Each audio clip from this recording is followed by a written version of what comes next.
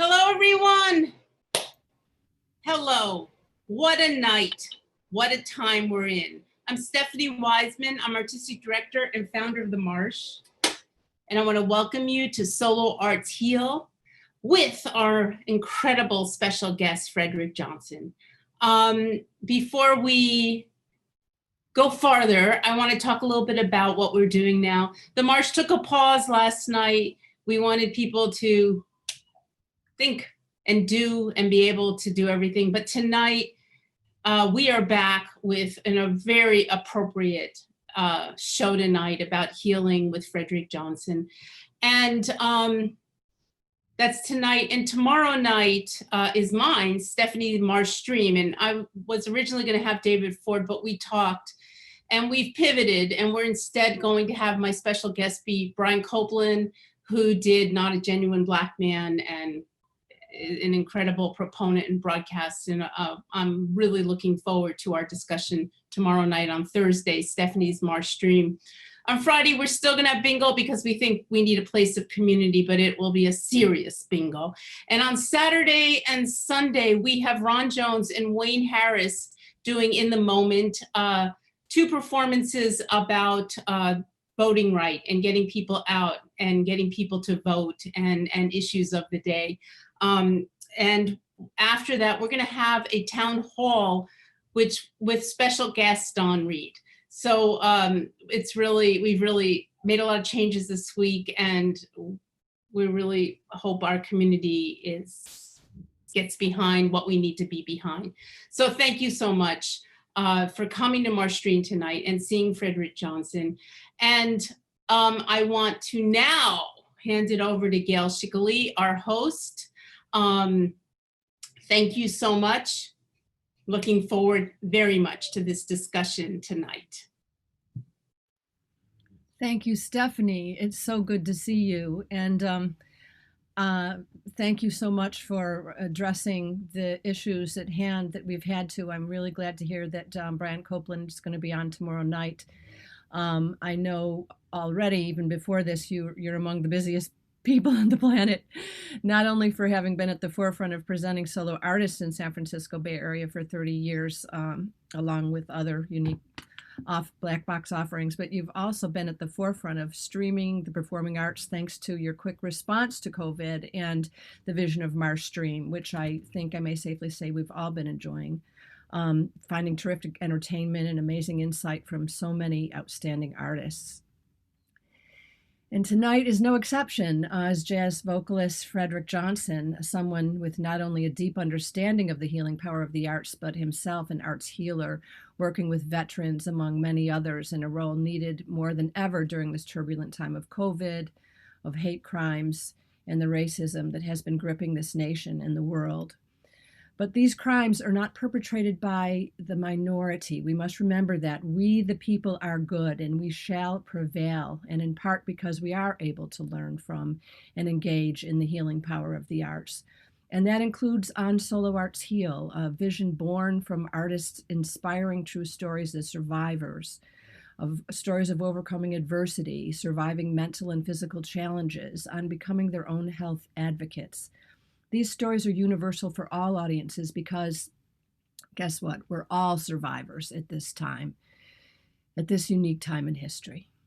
And Solo Arts Heal highlights artists with shows about their personal medical struggles, physical and mental, including PTSD, cancer, OCD, sensory motor and integration disorders, sexual and domestic violence, and more, reaching out to audiences through performance and talkbacks, offering valuable resources for audiences, and now, thanks to the internet, worldwide.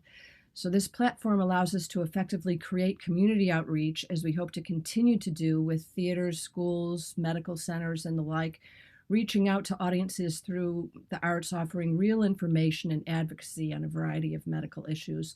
While we work primarily here with performing artists, this extends to the fine arts and all arts, drama, comedy, dance, music, painting, and more. Here on this platform of Solo Arts Heal, we're grateful for the opportunity to share these stories and the wisdom they offer to audiences in talkbacks with special guests, experts in their field, And tonight, after Frederick Johnson's performance excerpt, we'll welcome Susan Meg Salmon, Executive Director of the International Arts and Mind Lab from the Brain Science Institute at Johns Hopkins University School of Medicine, to help us learn about the integration of arts in healing. But first, tonight on Solo Arts Heal, I'm honored to welcome a healing soul, Frederick Johnson. And let me tell you something about him. The fact that Frederick Johnson is open for both Aretha Franklin and Dr. Deepak Chopra points to his versatility as an artist. He's an acclaimed jazz vocalist, author and arts educator, a graduate of National Academy of the Performing Arts, as well as Master Performers School of the National Mime Theater. He's open for, recorded and toured worldwide with jazz and R&B legends such as Ramsey Lewis, Corea, Sonny Rollins, David Sanborn, B.B. King, George Benson, Patti LaBelle, Herbie Mann, Dizzy Gillespie, Miles Davis, many, many wonderful performers. And he's recognized globally for his work in the health and wellness community. He was instrumental in establishing the inspiring Hearts and Hope program at the University of Florida. His presentations on the healing power of music have caught the attention of internationally recognized holistic health practitioners and the medical community.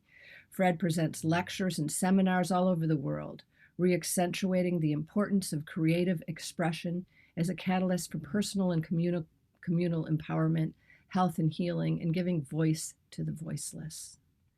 Mentored by masters of the African oral and percussion legacy, Fred has been hailed as one of the true guardians of an oral tradition, planted and nurtured to create a fusion of cultural heritage that is uniquely American and inherently African. His global presentations of jazz, its roots and branches, has served to inform and inspire audiences around the world to recognize and celebrate a creative global tapestry set by the first woven threads sewn from the artistic richness of Africa. His 50 years of experience as an artist, arts administrator, and educator has uniquely equipped him to be poised to both create structure and artistically inspire. Fred currently serves as an artist in residence, community engagement specialist, and director of the Arts and Health Initiative at the David A. Straz Jr. Center for the Performing Arts in Tampa, Florida. He was the first artist to perform at the Straz Center when it opened in 1987 and served as the Vice President of Education and Humanities from 1996 to 2005. His return to Tampa Bay after 15 years of international travel welcomes the opportunity to again add to the richness of the arts legacy of the Performing Arts Center and the Tampa cultural community. For his performance segment, he will do a small portion of his piece entitled Rock My Soul that became a foundation for his journey with music and creativity. So now, ladies and gentlemen, please join me in welcoming a performance excerpt of his piece Rock My Soul, Mr. Frederick Johnson.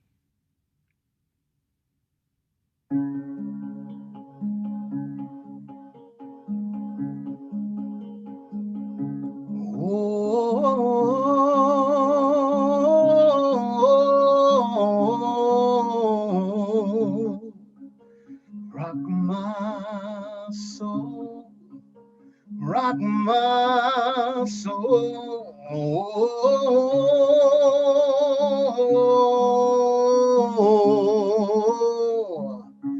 rock my soul, rock my soul.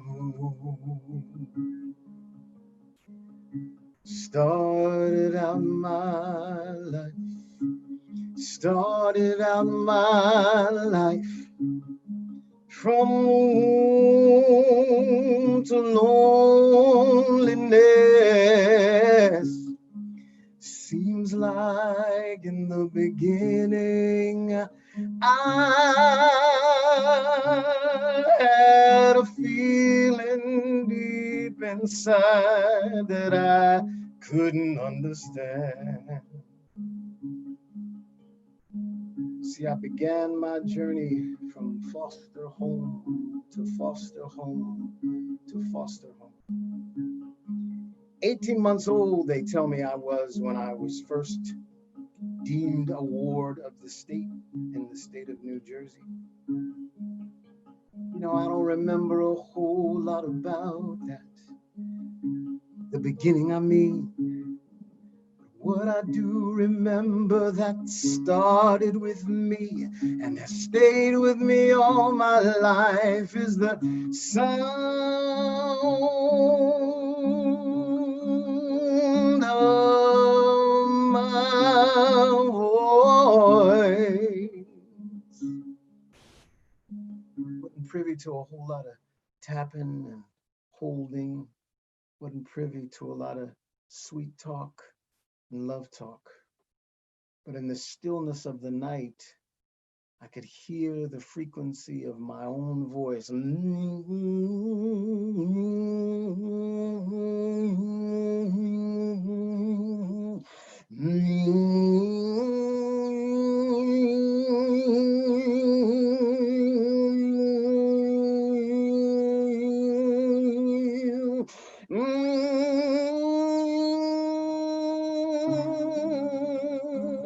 I'd lull myself to sleep at night. That was my mama. Didn't know who my mama was. Scary thing not knowing who your mama is. Something that sticks with you all of your life. I could feel deep inside this feeling in my being. It helped me to stay alive. And then I discovered motion, rocking back and forth, and I've been rocking ever since. Early on in my life, I just create that sound. I could feel it on the inside. It was like a caress. It felt so good. And the more I moved, the better it felt. You know, it was just like a part of my whole being just to be able to rock and feel my breath turn to sound.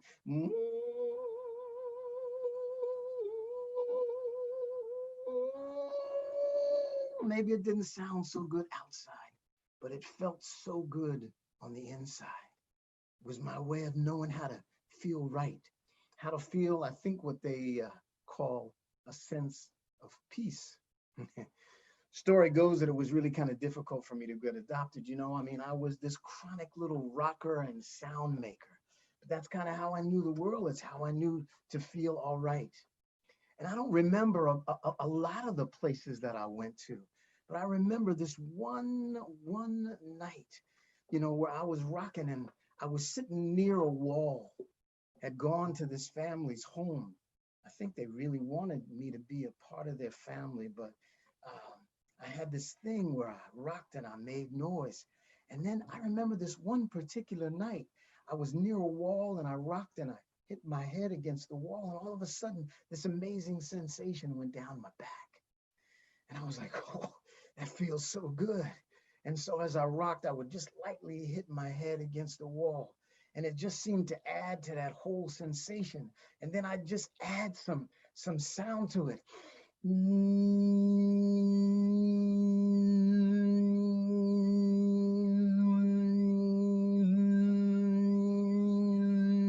And I heard some footsteps coming down the steps, and I heard two people say, I heard him say to her, look, that's enough. That's enough. I know you want a child, but that's enough. Something's wrong with this boy. Something's wrong with this boy. It's not normal for a child to do that. And the more I could feel sort of the energy, like I had done something wrong, like the more I rocked, and I'd hit my head against the wall, boom. Stop, he said, stop. Stop, boy. And he looked her in the eye and he said, something's wrong with this child. Something is wrong with this child. And then I was gone. Back on the road again to another home. Back on the road again to another home. You know, when I first was introduced the language. For me, it was comfortable for me to sing what I was thinking. But think of it, it's kind of a natural thing. I mean, for me, I think because I was so attuned to and so connected to sound, it was just a natural thing for me to sing a phrase. But I mean, the first phrase that I ever heard that I can remember, and I'm sure you can remember too, is A, B, C, D, E, F, G, H, I, J, K. So it was natural for me, but it felt right. So if someone would say, how you doing, little Freddie? I'd be like, I'm good, I'm good, I'm good, I'm good, I feel so good. And some people would laugh and some people would say, something's wrong with that boy. Something is wrong with that boy. But it was my way also of kind of living into understanding how people reacted when I did this continuous tone singing thing. One particular thing, the last home that I was in, the woman who took care of her name was Nana, and there were 6 other children in this particular home. And of course, I was the smallest. I wasn't necessarily the youngest, but I was like the smallest. And I remember one day she said, listen, y'all, I want y'all to understand this. Stay away from that corner over there. She said, come here, Freddie. So I came over near and she said, Freddie, you like to sing? Sing light bulb. And I said, light bulb. She said, sing light bulb. And I said, light bulb. And she said, light bulb. And I said, light bulb. Don't touch it. Light bulb. Y'all hear that? Don't touch that light bulb. It'll burn you. And when they come around here to check on you all, then I'm going to get myself in trouble. I don't need no trouble from any of you children. You understand? Light bulb. Don't touch it. I felt the power of that. And all of a sudden, the dynamic of sound took on a whole nother dimension for me. But when I felt funny, when I felt bad, when I felt scared, when I wondered, who's my mama? I just lean in and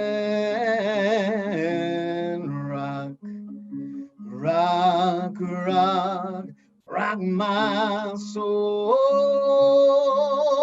long as I can remember. I've been rocking and singing my song, journeying through life from the inside out, seeking to find my way, especially on the darkest days.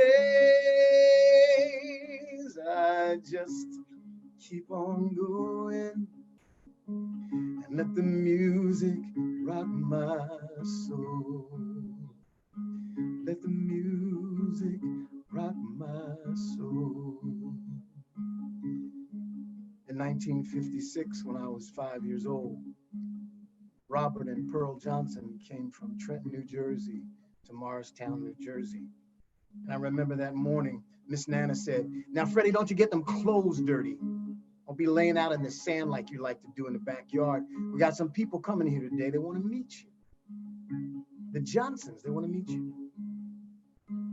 Pearl and Robert Johnson came. I had another little buddy there in the home with me. His name was Otis, and he hung kind of close to me. So when Mr. and Mrs. Johnson came in, Otis was standing right next to me. And Mr. Johnson, Robert Johnson, he kind of took a liking to him because Otis ran over and kind of tapped him on the knee, and he laughed and said, what's your name, boy? But Pearl, she kind of liked me, and we sat down and talked while Mr. Robert and Otis went outside in the backyard. Turns out that Pearl and Robert decided that they wanted to take a chance on little Frederick. And so Miss Pearl said to me, you know, Frederick, I think we'd like for you to come home and live with us. Would you like to do that? Would you like to come home and be with us? Be in our family?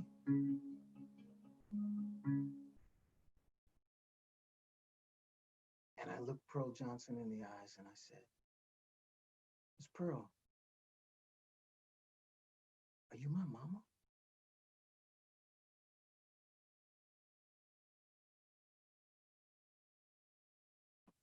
Thank you.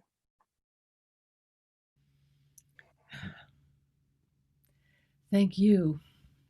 Very, very moving. Thank you, Frederick Johnson. Moving story. And how old were you at that point? I was five and a half. Five. It was the spring of 1956. I was 5.5 years old. And I did go home with Pearl and Robert Johnson, and they raised me, and they were amazing folks. They put up with the rocking and the noise, the noise making. But they were really, really good folks. And I will tell you, there's an amazing end to that story, really. After 67 years of not knowing anything about my family, not knowing who my mother and father were, and being raised by Pearl and Robert. And they were really, really magnificent people, and God rest their souls, that they've passed on now. But they passed a mandate in the state of New Jersey that people who had been adopted could have the opportunity to get their pre-adoption birth certificates. They allowed a year to go by, so that if there were people that were still alive that had put children up for adoption, and they didn't want them to know, all of the information about them, that they could talk to the state and block some of that out. But it turned out that that wasn't the case for me. So I put in an application. You had to apply, and I was able to get my pre-adoption birth certificate. And at the age of 67, which was 3 years ago, I was able to actually find out that I had living siblings, had the opportunity to meet them, had the opportunity to find out who my mother was, Lily Mae Barney, and my father's name was James Ward. And I speak to my brothers and sisters every day now. And that's a whole nother part of the piece, having the experience of unconditional love. And so I truly believe that, in those early developmental years when I was rocking and creating sound, it prepared me for a level of understanding that allows me to be who I am today, that allows me to have an understanding of the sensitivity of sound and frequency, and a sensitivity towards the fact that you just never know when you meet somebody what their experience is. So I'm very blessed for that. And I'm blessed every day to know who I am, to know who my mom is.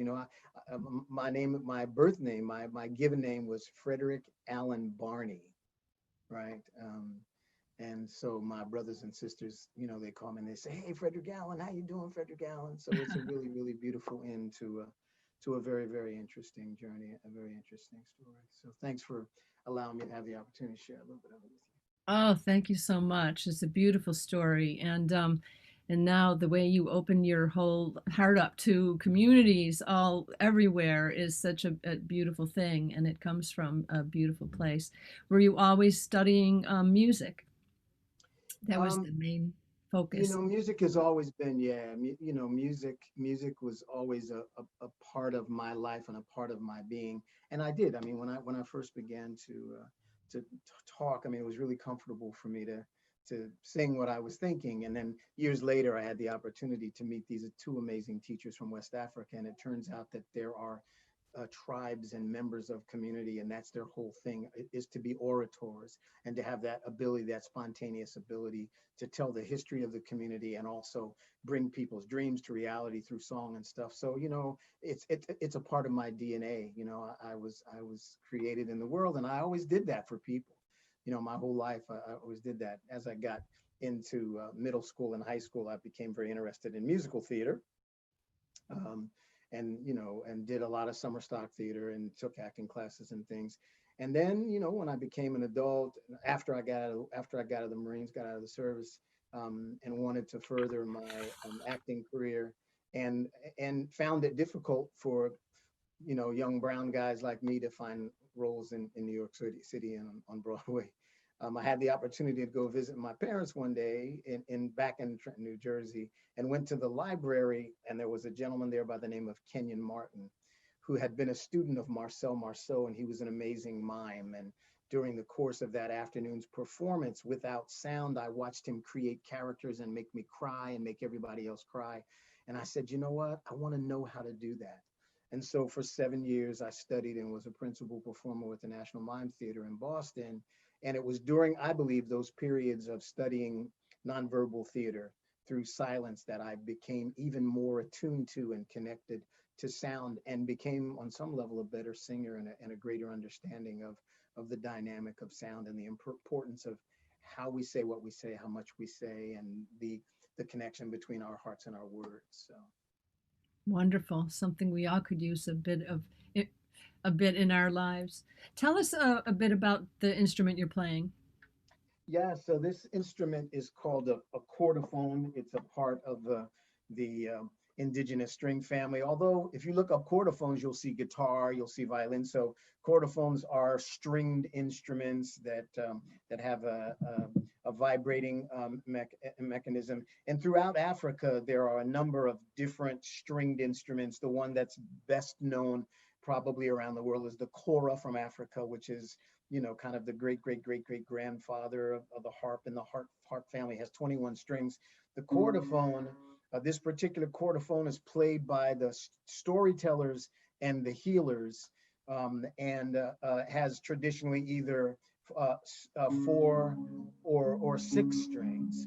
And you have to participate in the making of the instrument, studying of the tradition, the making of the instrument. And it's an interesting, very similar, like the kora, it's made from a calabash. The covering is goat skin. But if you'll notice on the kora and many African instruments, that the hair is not there, but traditionally on the instrument that's played by the storytellers and the healers, the hair remains on the skin. I actually have a couple of these. I brought this other one too because it's really it's 4-stringed, has an ornate calabash on it. But it has 4 beautiful. strings. And you make your own instruments. These are made, Yeah. handmade by you. Yes. Yeah, and with the help of some other arbiters and craftsmen. This particular branch here is just an old branch of the tree with a natural curve. The pegs are cut in, and interestingly enough, the strings are monofilament. It's fishing line. It's fishing line. Love the sound. It's just so rich. Thank you. Thank you. Well, thank you so much. I want to bring into the conversation our guest, Susan Meg Salmon, but first I do want to remind the audience that posted in the chat is the tip jar. The Marsh receives about, I think, 70% of its funding through ticket sales, and there are no ticket sales. So any support you're able to give is much appreciated. And also, we encourage questions from the audience, which you may post in the chat, and we'll answer as many as we can. Our wonderful producing director, Brian Williamson, and production assistant, Brianna, will help us keep an eye on that.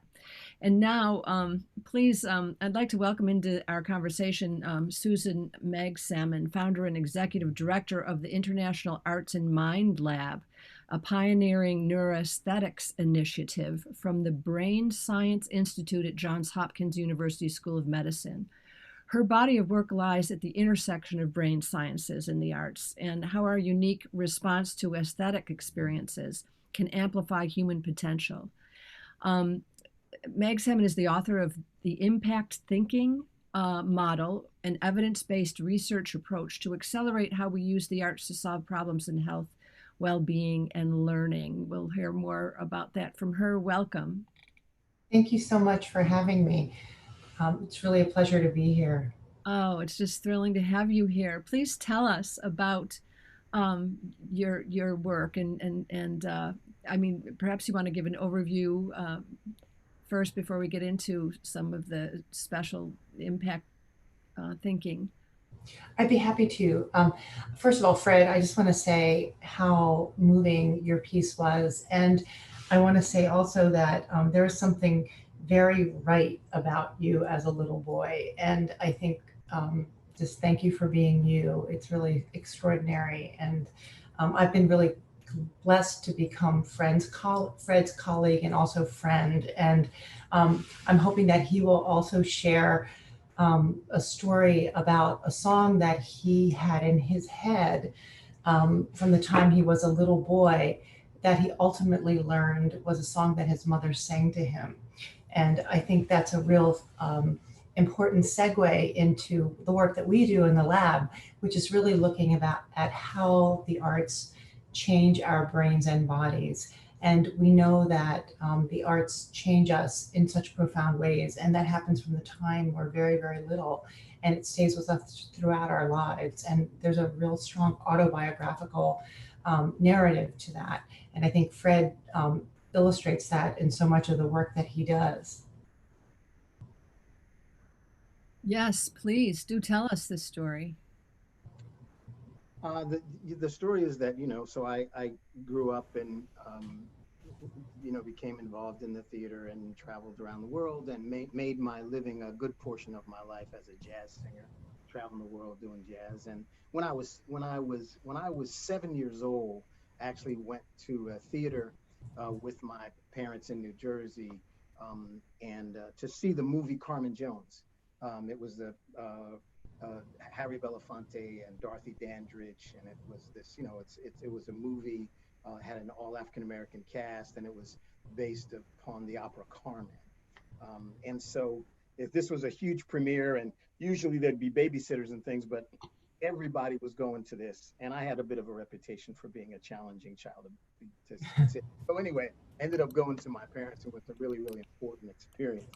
Went there and watched the movie, and the announcer made an announcement beforehand. He said at the conclusion of the performance, please, we're just going to take a brief intermission. Please don't leave the theater because we have a special surprise for you.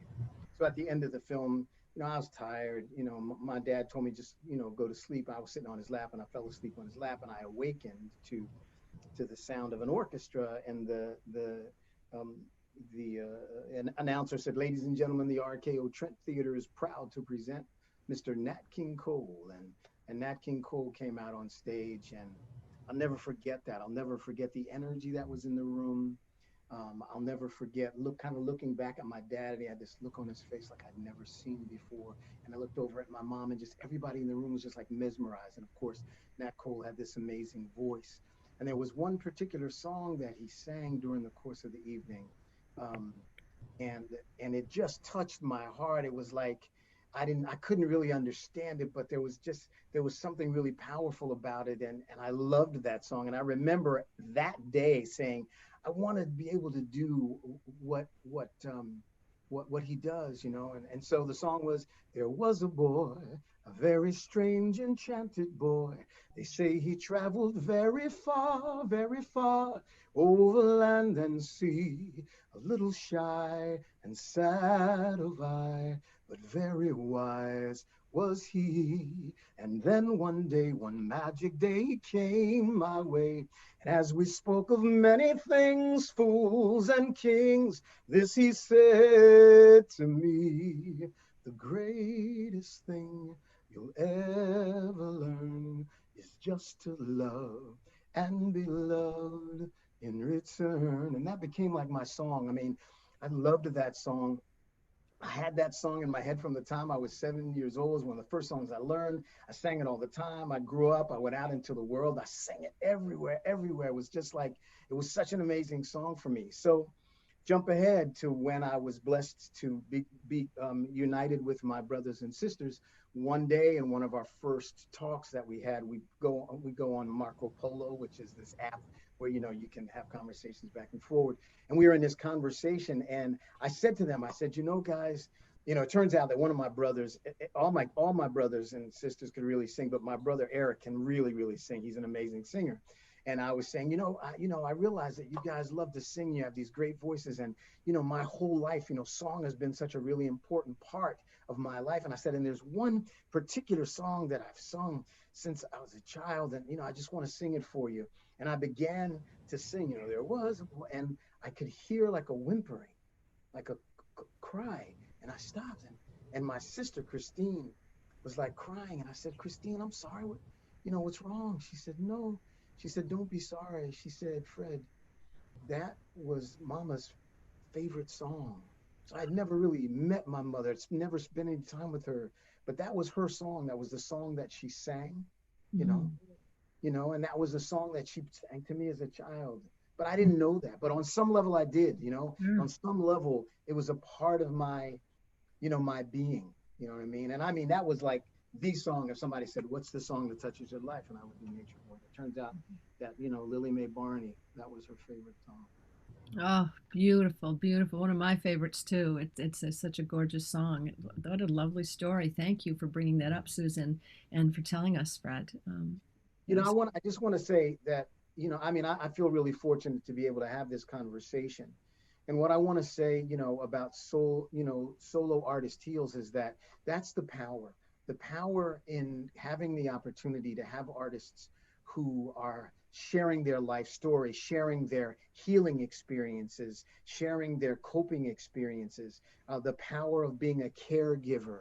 I mean, this is so important. You know, we have the great advantage in our lives to have theater so that we can come together and really recognize and feel our commonality, share our pain. And it's so very, very important. You know, I mean, being a person at the Strath Center who's involved in creating works of art, but also working with programmers and people. You know, the first question that was asked when these amazing artists were, you know, trying to find ways to bring their artistry is, well, what's the audience? You know, who's the audience? What's the audience for this? As if there's not an innate human element inside of us that knows the truth of emotion, that knows the truth of feeling, or has never had someone who took the journey with cancer to share their deepest feelings so that someone can say, oh my God, I felt that too. Or, oh my God, I watched my mother go through that, or my father go through that. You know, this life experience that we have, it's not just the joyous or the super dramatic things, it's the art of life and living. And solo artists that heal, the whole concept of bringing healing experiences, healing replications to the stage is something that we certainly always have needed, and we certainly need now. So, you know, as someone who is involved with a major performing arts center, you know, one of my goals is to help the performing arts world to know it is so important for us to have these experiences. And it's cathartic. It's cathartic for the artist, and it's cathartic for the audience. Susan, you know, would you share some of the research and understanding of what happens when someone comes into the theater, when someone experiences it? Sure. You know, it's everything Fred says really resonates, and I wanted him to share that story because I think that music, in Fred's case, is so cellular, and it's with us throughout our lives. And you know, we know a lot of stories about how people can still remember those songs when they have dementia and when they have Alzheimer's. So their hippocampus can hold on to those songs and they can be activated and released even when other parts of their brains aren't working. You know, during the time of COVID and also during this police brutality and unrest, we're in such an unprecedented time where disaster and highly unpredictable experiences are happening to us, things that we've never had before. And so there's some really interesting public health models around the natural cycles, much like the grief cycles we know about where you go through different phases. There are different phases in a disaster model where, you know, you feel like you're shocked, you're paralyzed, but then you feel like it's going to be okay. And then you kind of go, well, I've got to readjust. But most disasters, you know what the end is. With COVID-19, we don't know what the end is. And with the new uprising around social justice and police brutality and other issues around structural and systemic racism, we don't know where it's going to go. So our bodies and our society are really in a heightened state. And that's where the arts can be incredibly healing for the individual because we're able to calm our central nervous systems, we're able to settle ourselves, we're able to find peace. Like Fred's rocking, I think is such an amazing, and his sound, his vibration is such a great example of when you are in a traumatic situation what you do to soothe yourself. And this act of soothing yourself is incredibly important, finding safety in unsafe places. And we know a lot about that neurobiologically. We also know that there's restoration. So there is safety, and then there's this idea of restoring, and then there's community. And how do we come together to feel a sense of belonging? And so in this time, there's also a lot of isolation and a lot of loneliness. And the arts in all of its forms have the ability to help us come together and to feel connected. And that happens, in many art forms, but the neurobiology of that often includes oxytocin, serotonin, dopamine. And so as we understand that, we're able to begin to talk about it. And I talk a lot about the arts very much like exercise or sleep or nutrition. We need those things to live, and we need the arts to live, and we need the arts to survive.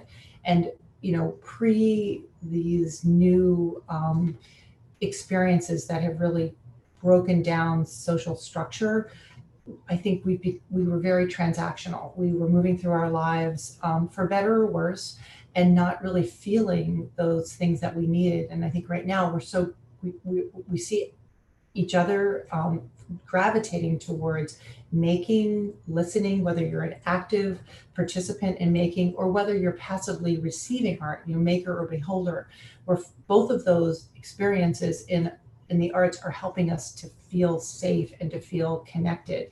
And I think that's going to be really important for us as we move forward.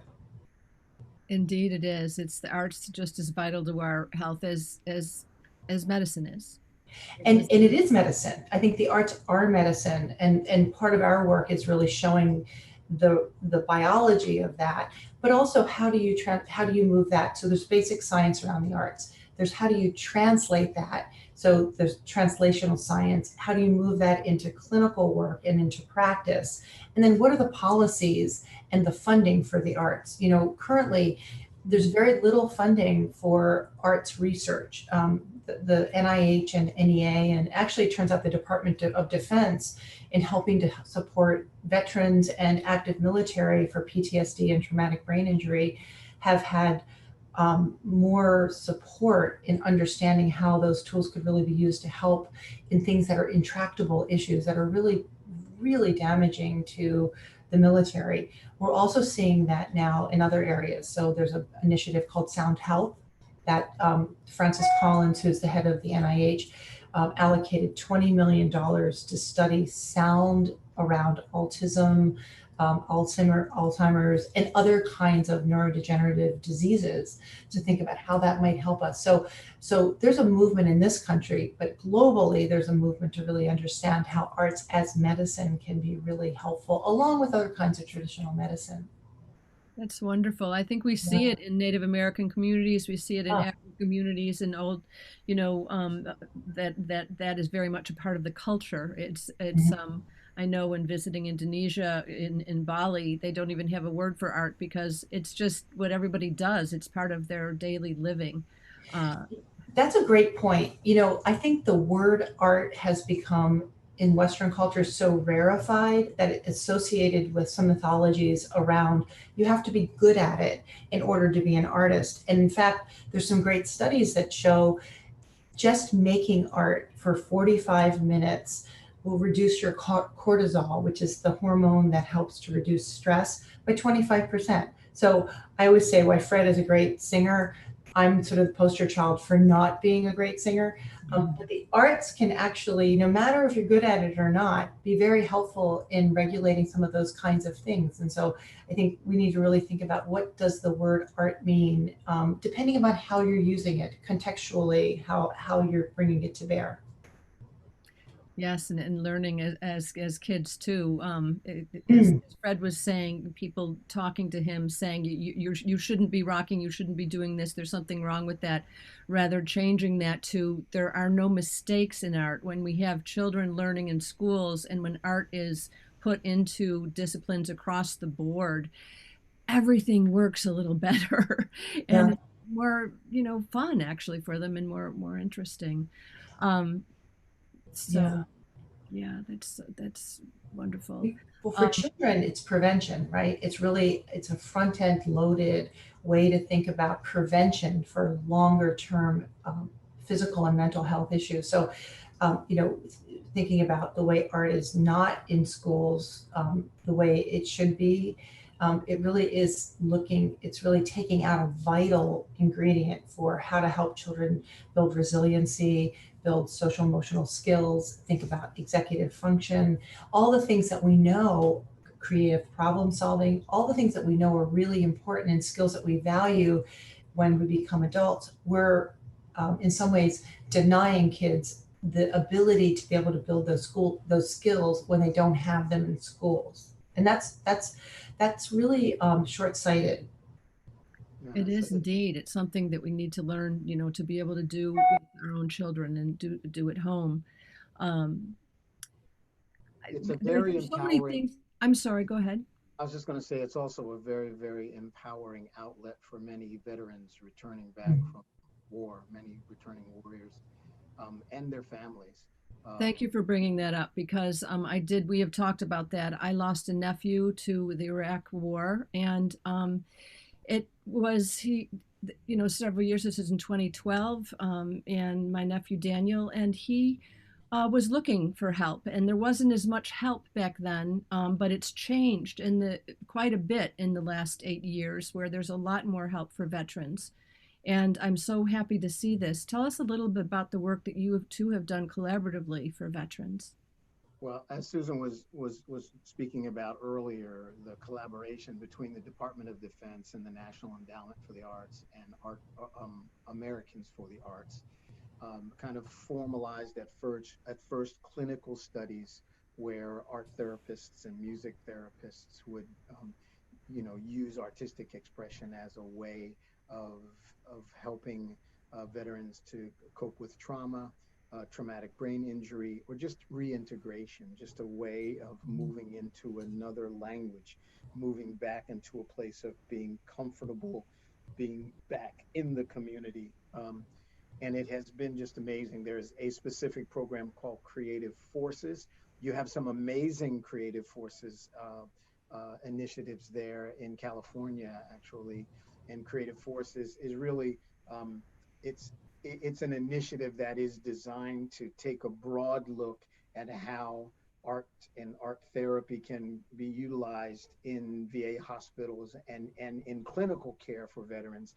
And then we have throughout the United States 11 other programs that are demonstration projects that are designed to create support from clinic to community, so that art centers and theaters and facilities that create art can create therapeutic environments so that veterans, their caregivers, their family members and caregivers can have an outlet for the family to come together and for expression. Many of us know that there are many, many ways for us to feel comfortable expressing what's going on inside of us, especially in terms of dealing with or the articulation or the elimination of the damage done by trauma or moral injury, which war certainly causes. So we're honored to be a part of that initiative. We have a Florida initiative called Vet Art Span, and I would welcome folk to go to vetartspan.org. And it's a website that was created that has videos that are we have podcasts that are interviews with veterans and caregivers and art therapists and community members in the arts. You all in California have a dynamic dance company out of Los Angeles called the Diavolo Dance Company.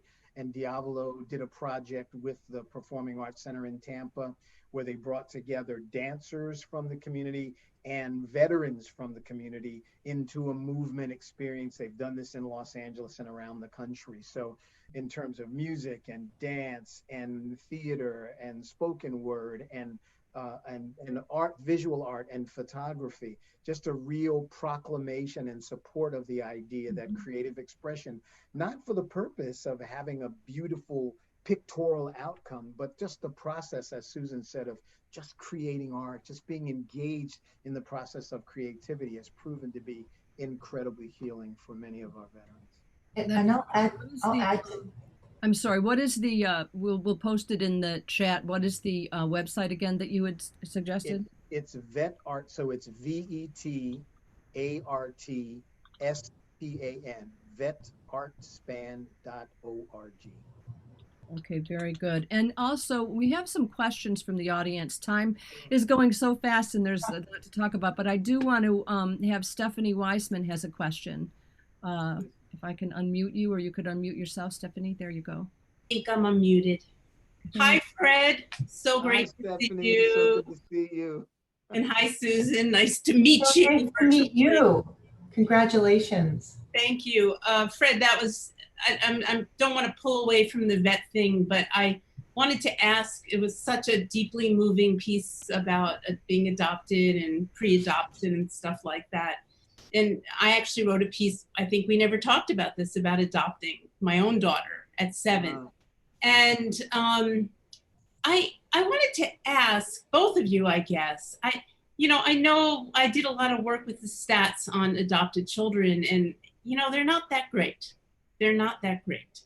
And you seem to have turned out to be a marvelous human being.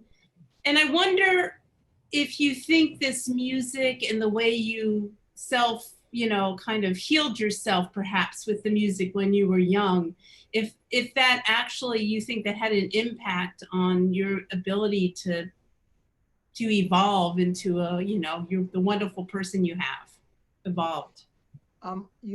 Stephanie, I mean, I certainly believe that it was an important part of, on some level, from the inside out, I never felt alone. I could always go inward. I could always go to that place, or I could sort of articulate. But, I can tell you that many of the challenges that I've faced in my life, and especially in terms of a sense of worthiness or being accepted. There was, so much of my life where I was really driven to achieve, really driven to do the right thing, because there was a part of me that felt like there must have been something wrong with me from my own mama to not, and that's a really, really hard hurdle to go over. I've had conversations, with my beautiful wife, and mistakes that I made or challenges that I had were directly a byproduct of the fact that I didn't know how long love would last, So, so I think many children that are adopted, and I was adopted at a time where the state just told people, just don't talk about it. If you don't talk about it, it'll go away. It doesn't go away. Those first, the scientific reality that those first 0 to 4 are so incredible. It really kind of shapes you. So I had, I say that I went from the womb to a cocoon. For me, music was a cocoon for me. It was a place that I could escape. And when I lifted my voice, I felt like the distance between me and others, it was a softer wind, but I suffered a lot of, internal challenge. But I do believe, without doubt, whoever I am today is in part because of what I went through in those first 4 years, and also because of Robert Johnson, who was my adopted father. You know what I mean? Who never, he just said, I don't care what you do, just be the best at it. And of course, that was there was a whole nother reason for that, and that's kind of another story. But it's challenging. My wife and I, we adopted three girls, and and it's tough. It's really hard, but you have to understand, you just don't know what's going on in that little mind. You just don't know what you've been through. When I talk to my brothers and sisters and the challenges that they went through, you know what I mean? It's hard because it's all in here. It's all inside. You can't figure it out, and you don't have anybody to talk to. So yeah, music was my medicine, without doubt. It was my medicine. And right now with COVID, it's so important that we do pay attention to the children. We don't, those of us who don't have children at home, we may not be seeing them every day because of the isolation, but as we do see them, and even sometimes I remind parents, because this is a tough time for all of us, but it's particularly tough on kids. And we know a lot of things going on in families too. So it's maybe also what we're seeing right now on the streets. You know, we need to open our hearts and heal together, and as we work together to solve the problems that we can solve, and cope with the problems that we have to deal with COVID. Yeah, I mean, I think the one thing that COVID has given us, to some measure, is a realization of the, you know, life is fragile, you know, Indeed. and that every human life is important. You know, when I think about the challenges that I've faced in my life, you know, one of the greatest challenges that I faced in my life, both as a little boy and throughout my life, is being Black and dealing with the reality that, you know, I was told at a very early age, you got to run faster, you got to jump higher, you got to learn more, you got to make it in spite of. And so here we are at a place where we're giving an opportunity now where no human being should ever have to worry about in spite of. Being brown doesn't go away. There's no reason for there to be a divide. It's a construct that humanity created. Racism is a construct that humanity made. What we have to be is back to the business of understanding how to celebrate our humanity. Absolutely. And we're seeing this all around the world with people coming together in support of this concept. I think the most of us do have this concept, and I am very hopeful that we can prevail. We have such a terrible problem in this country, but it's not only in this country, No. as we know. Gail, I don't know if I could just say one thing Please. about the arts in general, is that in a time where the country and the world is really trying to understand each other, and I think truly understand the systemic and systematic issues around race, sometimes there are no words. And I find myself leaning on song and visuals and poetry and dance to tell the story at a depth that words can't do. And I think that's another aspect of the arts, where artists can tell stories that we can't speak about right now. And that's also true in healing, where we talked about the military, where many people who have traumatic brain injury or PTSD literally cannot find the words because the language centers of their brains are shut down. And I think this is a time where we may not be able to find the words, but we can speak to each other in the language of humanity, which is the arts. And so I think it's another shout out for that. Yeah. Thank you. There's a comment from Deborah, returning to the discussion of poverty, of the term art. As I think some of what is going on is being art. Mm-hmm. She is Sure. saying, yeah, not just producing or even creating art, but being art. Very good comment. Yeah, Yeah, no, it's very beautiful. true. Beautiful. And the art of being. I mean, because there's a lot of conversation in our world about what do we need to do differently? What do we need to do differently? You know, the master teachers that I've studied with have always said to me, the journey is the journey of being. It's how we choose now to be different ourselves and to be different with each other. And then our doing will be for the greater good of all, because we have lived into a new reality, a sweeter reality of being. That's beautiful. Thank you. I can't believe the time has Ah, really flown by. And is there any closing comments that you wanted to make, Susan? well, Probably so many, but I did also want you to know I posted in the chat some links to the website and your work there. well, thank you very much. I'm just honored and humbled to be able to share some of our work today, and also to be with Fred. So I just want to thank everybody for the time. It's really been really a gift. Thank you so much. I look forward to learning more about impact thinking, and I so admire your work. And Thank Fred, anything you would like to say, although you've said so many beautiful things, I appreciate them all. No, again, thanks to Stephanie and to you, and, you know, to the vision of the Marsh to keep the dream alive, and all the work that's being done now. in support of this conversation and understanding that now probably more than ever artistic expression is so important. So thanks for allowing me to be a part of this conversation. And if you get near Florida, please stop by when we're open again, because we're not. Right. Yeah, I know Yes, we're going through that. Well, we're so honored to have you, and it's just been a terrific hour. And I want to point out that tonight's funds from the tip jar are being donated to Oakland's Anti-Terror Police Project. So the information is there. You can go to the tip jar. And I do also want to tell everyone about next week. We're going to have Bob Brader in Smoker, and he's Bob Brader's an award-winning writer, actor, and monologist, executive director of the JMTC Theater, and his trio of totally true solo shows are Spitting in the Face of the Devil, Preparation Hex, and Smoker, that have toured all over the US and Canada. But Smoker is Bob's solo comedy about his 28-year love affair with smoking and how they broke up.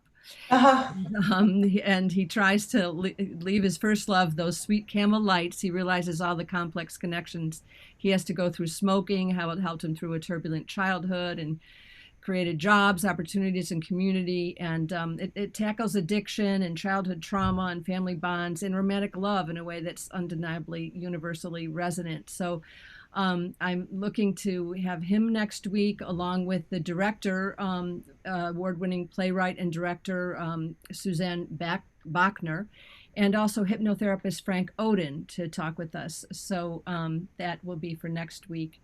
And I want to say a very special thanks to Fred again and Susan for joining us, and thank you to our directing producer and production assistant, to Brian and Brianna, and of course to you, Stephanie. And we'll see you all next week. Stephanie? Thank you all so much. Thank you, Fred. It was amazing. Susan, want to know much more about what you're doing. Thank you both, and Gail, for being here and doing this with us. I just want to let you know that the Marsh is, as Gail said, we're giving everything tonight in the chip jar to the Oakland's Anti-Terror Police Project, because we think there's a lot of work that needs to be done there. And join me tomorrow night with Brian Copeland. I think we're going to have a terrific discussion. Thank you all for being at Marsh Stream. Get out there, stay at home, do whatever, but please be safe and healthy and in good spirits, and let our heart and humanity grow during this time. Thank you.